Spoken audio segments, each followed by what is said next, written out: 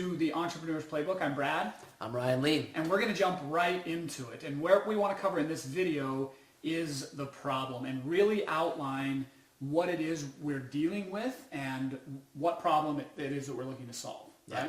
So to this point, hopefully we've made it clear that you as an entrepreneur, you already know that you are wired differently than 99% of the people out in the world, right?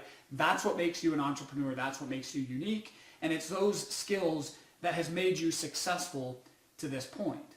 But unfortunately, you probably find yourself when you're looking for money advice and investing advice that the advice that you're given is for the 99% of the people that are not you. Yeah, right? You got it. And I like to call myself a recovering employee because I started off just like every other Joe Schmo, right? I went to school, I got a job, I landed in the corporate world, I was ready to make it big, I got my first paycheck, and I was super disappointed.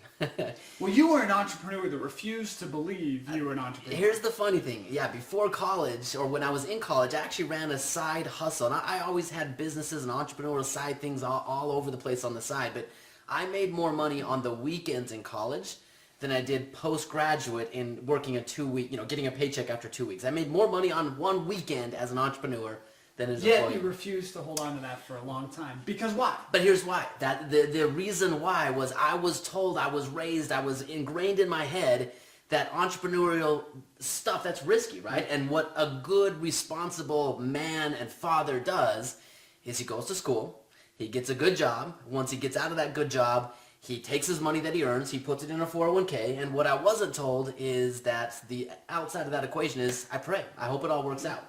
And entrepreneurs, you guys are so used to having control. That's what makes you good at your business. You know that what you do, and if you do it well and do it right, you know what the likely outcome is. And in finances, in personal finance, we're told to give up that control. And so the way we like to kind of position this is a box, right? Mm-hmm. The box of personal finance is exactly what I just mentioned.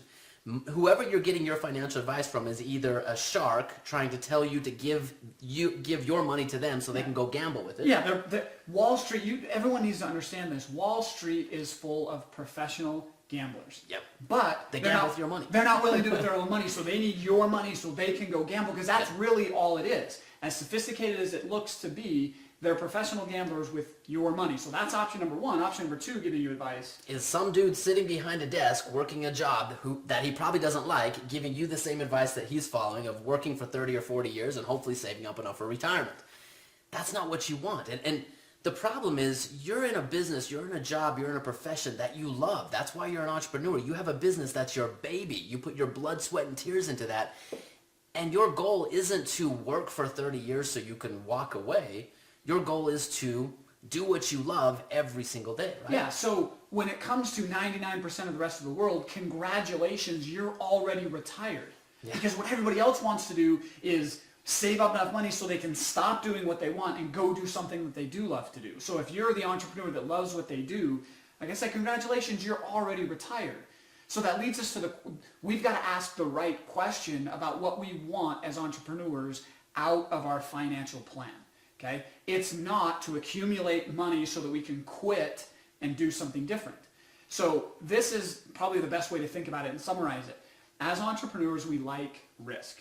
We like uncertainty. We like getting out there and hustling and getting it done. Like the thrill. There's a certain thrill that comes with that. And that's great within your business. Unfortunately, the skills and talents that make you a successful entrepreneur, like that risk-taking and decision-making and quick action, are not the same skills that will make you successful in building wealth. Because making money and keeping money are two completely different games. So what we're here to do is teach you how to fix this problem and automate your finances so that every single day you're getting richer. Okay? Every single day you're getting wealthier than you were before without taking away from what you do in your business. So in your business, take the risk. Out of your business, the goal is not to take more risk and turn that into more money. The goal is to keep it and to not lose it. Yeah. And I can't tell you how empowering that is, that comment that you just made, to grow wealthier every single day. For me, as a business owner, that has been such a tremendously rewarding, empowering, and confidence building aspect, knowing that my wealth is growing, protected, safe, and I'm getting wealthier every single day. It's not what I make in my business, it's what I keep. So here's where the problem comes full circle. Because we're telling you something that the rest of the world is going to tell you the exact opposite. Even if you're an entrepreneur, they're going to tell you to take the money that you're earning and where do you invest money? If I just say the word investment, what do you think? Right? Stock market, right? That's where everyone invests. Whatever it is, but it's some Wall Street package solution. You got it. And it's, I talk to entrepreneurs all the time that, well, my CPA told me I need to take a tax deduction, and so I'm taking this money and I'm putting it in an IRA. That is not, we're not here to teach you how to do what everyone else is doing better. We're here to teach you how to do the exact opposite. And this, let's go down to the next page, because this actually comes from a mentor of ours, a very successful entrepreneur and business owner that works in the financial services world. And he works in the newsletter industry. He talks all about option trading and financial strategies, and what sells are those sexy stock trading, stock picking, types of what's newsletters. Hot, what's cold, what trend is coming, all of that. And this guy, he's a multi-millionaire, owns and is at the head of several successful businesses. And he says Wall Street is an industry based on clever thinking, unique algorithms, good marketing, but it's also based on one teensy-weensy lie. And that teensy-weensy lie is that you can become wealthy in the stock markets. The entire industry is predicated on that lie, and everyone who buys into it is left misled, right? They're left wanting. They're left with something that they thought they would have, but they never end up with. Yep, and the formula that they're given is, as employees, you are on a fixed amount of income, right? Yeah. So you've got what you can save has to earn a rate of return.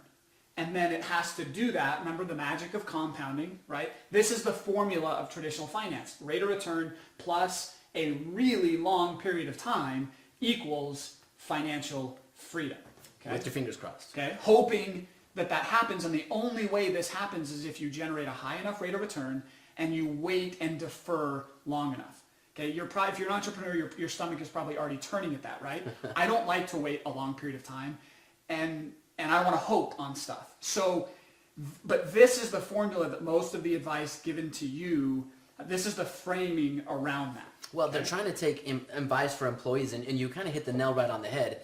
An employee makes what they make, right? They might have a bonus potential, and they might have a little bit of wiggle room on the upside, but at the end of the year, an employee knows exactly what amount of money they're going to make, and so they take a percentage of that and put that over there. And the goal is to take that percentage and get a big rate of return. But you as a business owner, you don't fit in that box, right? You can sit down and say, okay, I'm going to do X, Y, Z in quarter number one, and I'm going to double or 10 times my revenue, which means you have unlimited ability to earn a rate of return in your business. So it's not necessarily about growing your money, it's about keeping your money. It. So unlike an employee that has to focus and put most of their effort on the rate of return that they're generating, because they don't have growth potential in their job.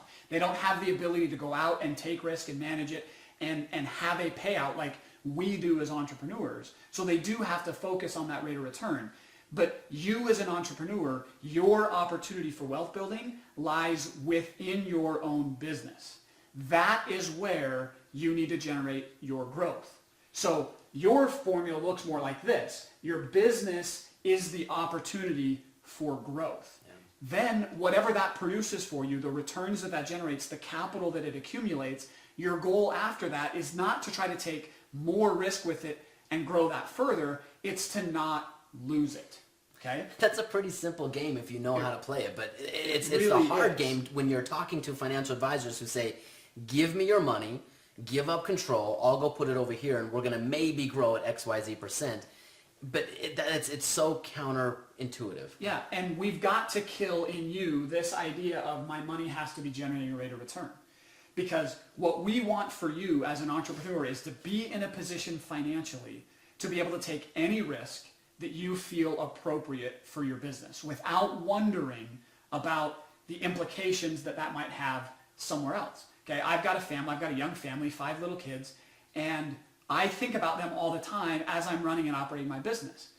But if we could ensure that area of your life is taken care of, or the downside risk is taken care of, then it allows you to go bigger into your business and take the risk that you need to continue to grow and develop your business. For us, we've reinvented our business multiple times over, but without having to sacrifice our personal lives and our personal wealth. Our income has always remained because we ensure that the profit we make inside of our business is protected.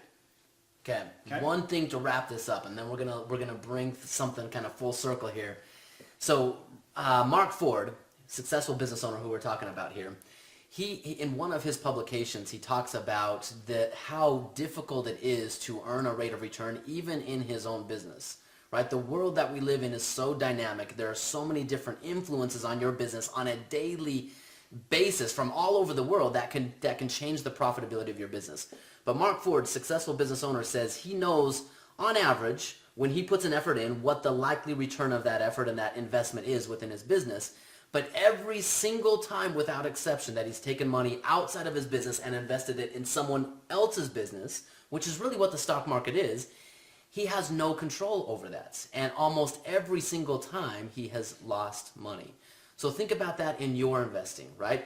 You're taking your hard-earned money, you're putting it somewhere, and likely if you're putting it somewhere that you don't have control over it, you're hoping for a future return. So the whole purpose of this webinar is to help you understand, number one, this strategy is not about doing what everyone else is doing, but just doing it better.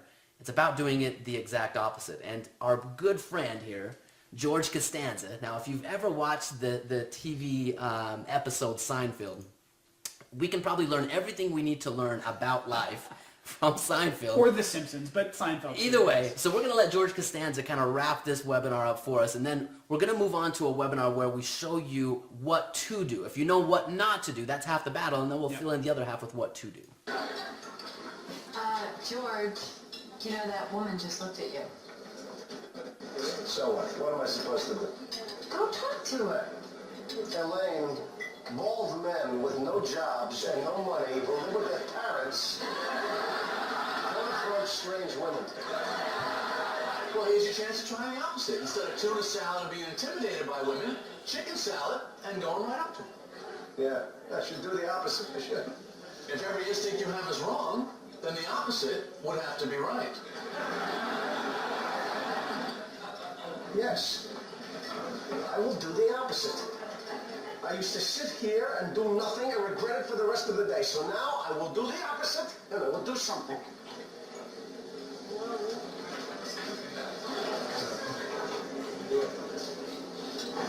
Excuse me, I couldn't help but notice that you were looking in my direction. Oh, yes, I was. You just ordered the same exact lunch as me. My name is George. I'm unemployed and I live with my parents. I'm Victoria. Hi. Okay, so on the next webinar, we're going to get into exactly what I mean by doing the opposite so that you as an entrepreneur are ready to take control of your finances. All right, join us there.